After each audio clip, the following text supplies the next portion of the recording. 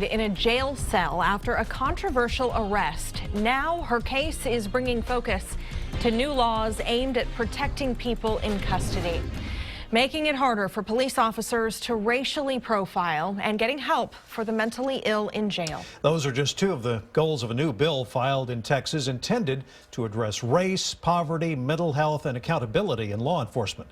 KXAN investigator Brian Collister explains. I talked to the family, Sandra Bland's family.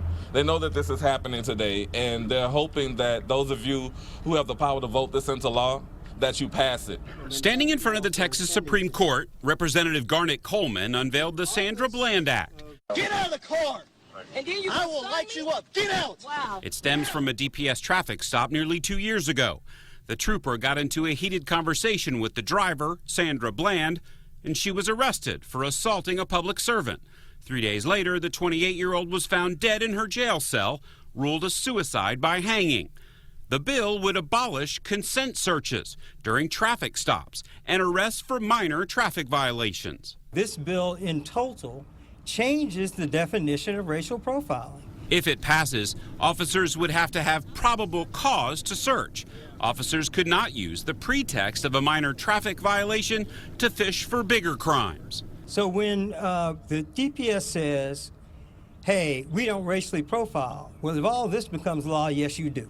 The bill also would increase police officer training for de-escalation and mental health awareness and fund more treatment programs to keep people out of jail. And I think about David Joseph, the naked 17-year-old teenager that was here in Austin. I think about last week here in Austin, the 30-year-old Morgan Rankins that had a history of mental health. But instead of serving these people and hearing the outcry, our cops are not trained to deal with these people.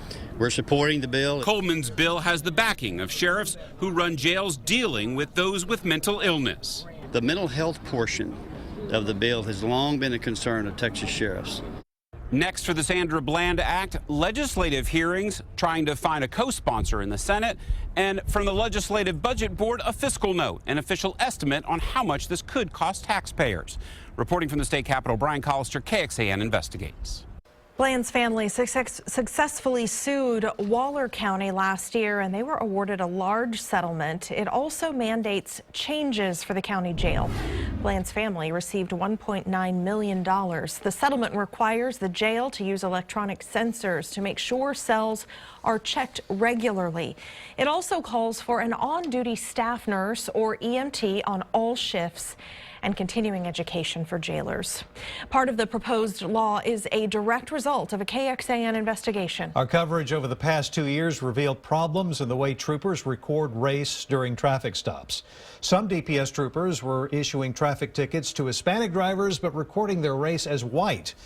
After our reports, the DPS admitted the problem and promised lawmakers changes to fix it. And they're making progress. In the 4 years before our investigation, up to 18% of motorists ticketed as white by the DPS had Hispanic surnames. After our reports in 2016, that dropped dramatically to just 4%.